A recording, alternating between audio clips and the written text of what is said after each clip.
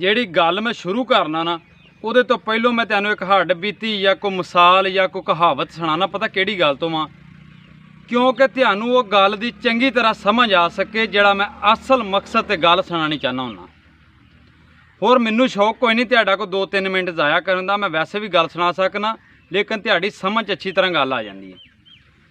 मैं अज एक पढ़दा सा पिया भी एक ना टीचर सी स्कूल मास्टर, उन्हें जाना करना अपने स्कूल वास्ते तो एक स्टेशन तो जाके बस से चढ़ना। जिथों बस से चढ़दा सी ना उत्थे एक मंगण वाला खलोता हुंदा सी हमेशा ही। उन्हें उस मंगण वाले नूं 5-10 रुपये डेली देने। वो आस्ता आस्ता उस मंगण वाले ने वाह वाह ना दुआ सलाम बन गई। तो एक दिन वो मास्टर साहब जिहड़े सन वो जूस पीण लगे तो उन्हें मंगण वाले नूं आवाज़ मार के आख्या आ जा भी तू भी पी लै। वो मंगण वाला भी उन्होंने कोल बह गया, उवें जूस पीण लग पिया। तो वो जिहड़ा मंगण वाला ना मास्टर साहब नूं पुछदा भी तुहाडी तनख्वाह किन्नी है। मास्टर साहब आंदे भी तनख्वाह तो मेरी है 15,000 रुपया, लेकिन विचों कुछ कट कटा के ना तो मैनू कोई 10-12,000 रुपया जिहड़ा ना महीने का बच जांदा वे। वो मंगण वाला आंदा मास्टर साहब फिर तो कुछ भी नहीं, तुसीं तो 16 साल पढ़े भी जे। तो मास्टर साहब आंदे भी तू किन्ने कमा लैना? आंदा कि 20-25 हज़ार रुपया तो मैं महीने का कमा लैना। तो जो कोई अच्छा त्यौहार कोई मेला छेला या कोई इस तरह का कोई फंक्शन हुंदा ना उदों मैं रुपया को 1000-1500 भी दिहाड़ी पा लेना। तो एक मेरी माँ है वह भी मंगदी है, मेरी भैन है वह भी मंगदी है। असां रुपया 60-70 हज़ार महीने का कमा लैने तो कुछ खा लैने, कुछ साड़ी सेविंग हो जाती जोड़ लैने असी। तो मास्टर साहब तुहाडे ते घर का खर्चा नहीं पूरा हुंदा होना, तुसीं ते बिजली के बिल नियाणियां दी फीसां घर का राशन की पूरा करते जे 10,000 दे विचों किराया देंदे जे अपनी गड्डी ते आउण जाण दा। मास्टर साहब आंदे ने कि मैं जो राती गया ना घर तो मैं ये सोचता रहा सारी रात भी सुबह मैं भी मंगण जावां कि या मैं स्कूले बच्चे पढ़ाण जावां। अज साडे हालात हो गए ने इस तरह कि साडे कोई समझ नहीं आउंदी भी असीं अपना कारोबार छड्ड के असीं भी मंगना शुरू कर दईए या अपना कारोबार करते रहिए। साडियां हुकूमतां ने साडियां सरकारां ने इस मुल्क नूं चलाउण वालियां ने पिछले 70-75 साल साडे इस तरह के हालात कर दिते ने। हथ बन के इन्हां के मेरी गुजारिश है कि कुछ साडे ते थोड़ा जिहा रहम करो। जिहड़ा नौजवान साडा कोई BA करदा या MA करदा 15-16 साल पढ़दा ना उहदा घट्टो घट्ट भी 25 तो 30 लाख रुपया पढ़ाई का खर्चा है 16 करदिआं। ते परत के असीं प्राइवेट ते 10,000 ते मुलाजमत करदा। दसो जिहड़ी उहदे माँ प्यो ने उहदे ते इन्वैस्ट कीता वो कदों अपना माँ प्यो का पूरा कर सकता है, कदों फिर वो पाल के अपने बच्चे तो पढ़ा सकता गां की करेगा वो बंदा 10-15 हज़ार के नाल? घर नहीं चलते 10-15 हज़ार नाल। साडे इस तरह ही मुल्क साडा पिछे क्यों जा रहा?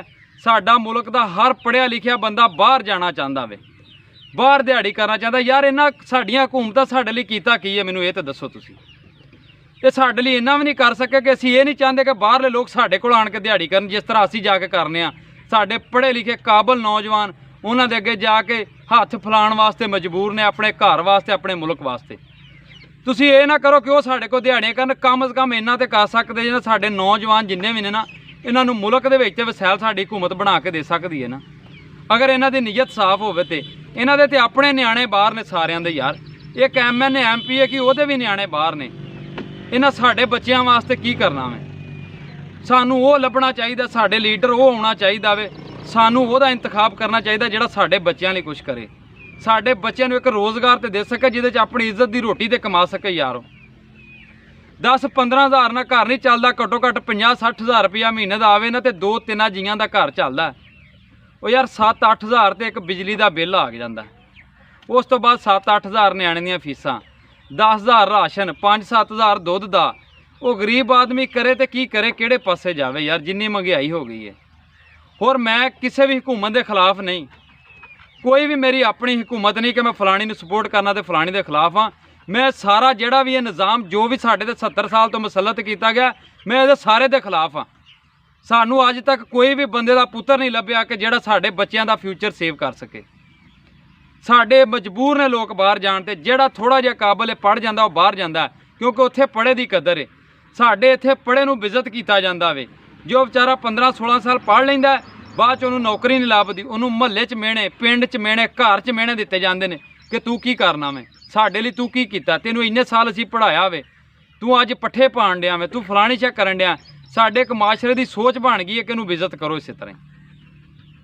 तो मेरी तुहाडे अगे हथ बन के गुजारिश है कि इस मुल्क वास्ते सोचो ਇਹ ਹਕੂਮਤਾਂ ਸੋਚਣ ਤੇ ਸਾਡੇ ਵਾਸਤੇ ਹਕੂਮਤਾਂ ਹੀ ਸੋਚ ਸਕਦੀਆਂ ਨੇ, ਕਿਉਂਕਿ ਸਾਡੇ ਵਾਸਤੇ ਦੀ ਗੱਲ ਨਹੀਂ। ਅਸੀਂ ਤਾਂ ਸਿਰਫ ਤੁਹਾਡੀ ਜਾਨ ਨੂੰ ਕਲਪ ਹੀ ਸਕਨੇ ਆ ਬਹਿ ਕੇ ਇੱਥੇ, ਹੋਰ ਅਸੀਂ ਕੁਝ ਨਹੀਂ ਕਰ ਸਕਦੇ। ਜੇ ਮੇਰੇ ਅੱਲਾਹ ਪਾਕ ਨੇ ਮੌਕਾ ਦਿੱਤਾ ਤੇ ਜ਼ਰੂਰ ਕਰਕੇ ਤੁਹਾਨੂੰ ਵਿਖਾਵਾਂਗੇ।